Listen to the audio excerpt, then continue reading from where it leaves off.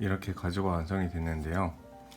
요번에 나온 군마 역시도 디자인 자체는 되게 재밌게 잘 나왔어요. 앞에 부분은 볼 조인트로 해가지고 훨씬 더 역동성 있는 동작을 취할 수 있고요. 이쪽은 조인트로 되어 있습니다.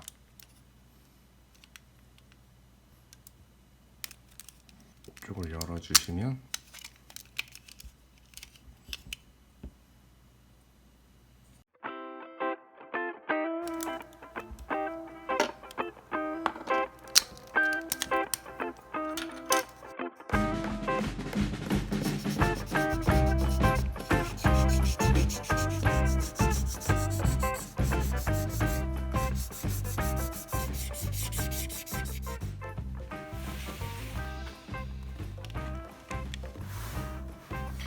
이렇게 화이트 서페이서까지 뿌렸는데요.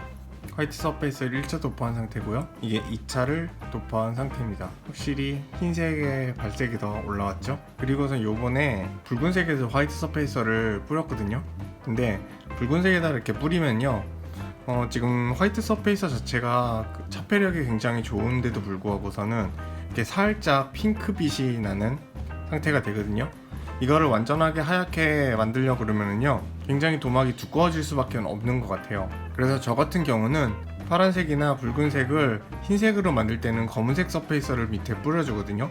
검은색 서페이서를 뿌려주고 화이트를 도포했을 때 어떤 효과가 있는지 한번 보여드릴게요.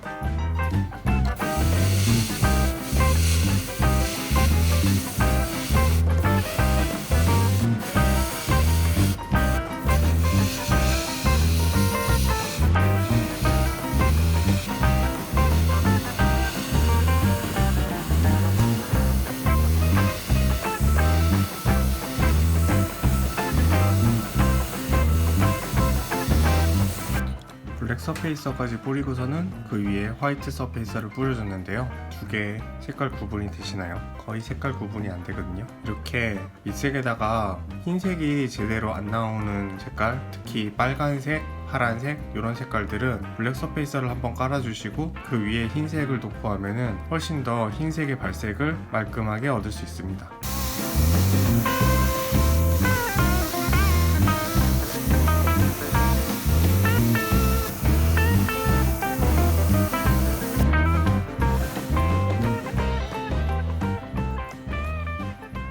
이거를 마스킹을 하려고 그러니까는요, 정말 하기가 싫은데요.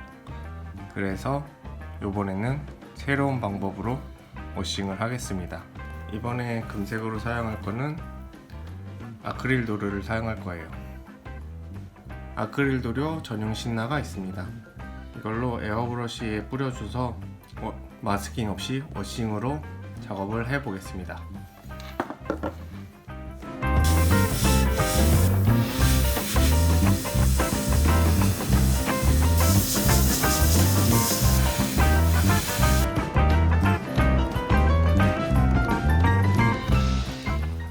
이렇게 골드로 아크릴 도료로 해가지고 도색을 해줬거든요. 근데 뭔가 금색이 원하는 좀 금색이 아니었어요. 그래서 지금 노부나가를 태울 생각으로 지금 만들고 있는데요. 노부나가를 태우면 어떤 느낌이 날지 일단 한번 좀 보고서는 색깔을 좀 바꾸던가 해야 될 것 같아요. 이렇게 노부나가를 태워봤는데요. 역시 노부나가의 금색이랑 이쪽 금색이랑 너무 안 맞는 것 같아서 조금 가볍다고 해야 되나? 그런 느낌이 좀 나네요. 그래서 뭐 이렇게 망설이게 되면은 색깔을 바꾸는 게 나을 것 같습니다. 그래서 색깔을 좀 바꿀게요. 좀 묵직한 컬러를 넣어주면 어떨까라는 생각이 들어서요. 이번에 건메탈 쪽을 한번 사용해볼까 생각하고 있습니다.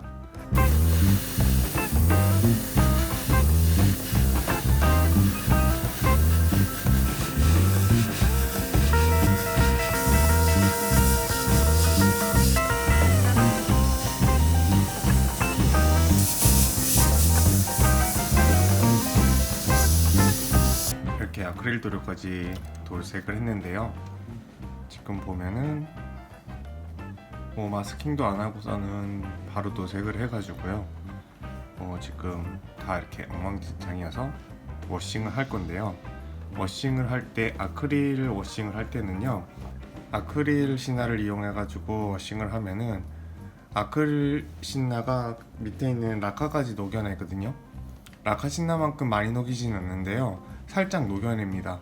그래서 아크릴 신나를 사용하면은 안 됩니다. 그래서 제가 사용할 거는요, 지금 이렇게 소분을 해놨는데요, 계면 활성제가 들어가 있는 세제를 사용하면 돼요.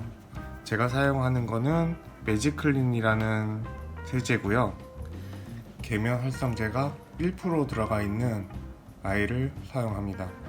그래서 계면 활성제가 아크릴을 녹여가지고 워싱을 할 수가 있거든요.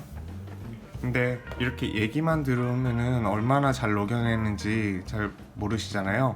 그래서 직접 보여드릴게요. 살짝 찍어서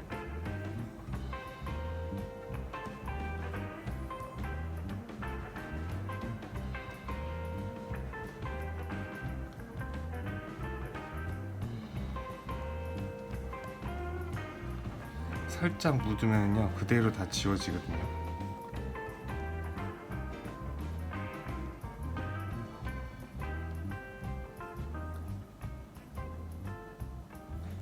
이렇게 지울 부분을 붓으로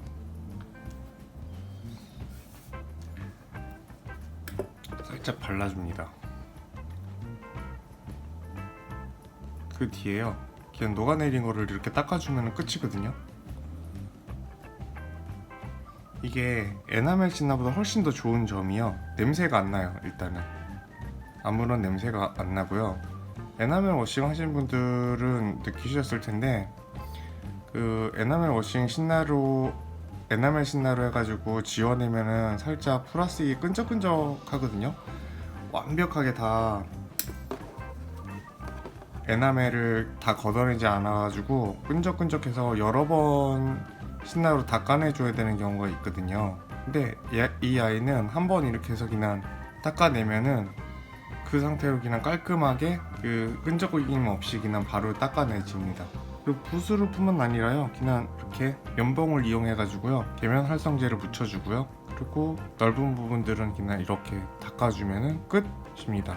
에나멜보다 훨씬 더 그 냄새도 안 나고요, 깔끔하게, 훨씬 깔끔하게 지워져서 저는 사실 에나멜 워싱보다는 그 아크릴 워싱을 훨씬 더 추천드리거든요. 그 가장 큰 이유가 도막이 아크릴이 에나멜보다 좀 강합니다. 그래서 도막 강도가 강하기 때문에가 첫 번째 이유고요. 두 번째 이유는요, 아크릴 위에다가 에나멜 워싱을 한 번 더 해줄 수가 있어요. 그래서 총 두 번의 워싱을 한 번에 가능할 수 있게 하는 거거든요. 그래서 라카 위에 아크릴을 도색해서 아크릴 워싱을 한 번 해주고, 그 위에 다시 에나멜을 도색해서 에나멜 워싱을 해주면은 아무 처리도 안 한 그 상태에서 두 번의 워싱을 한 번에 처리를 할 수가 있거든요. 그런 점이 너무 좋기 때문에 이거는 굉장히 의미가 있는 워싱 작업이라고 생각하시면 되고요. 사실 에나멜들을 워낙 많이 쓰셔서 저도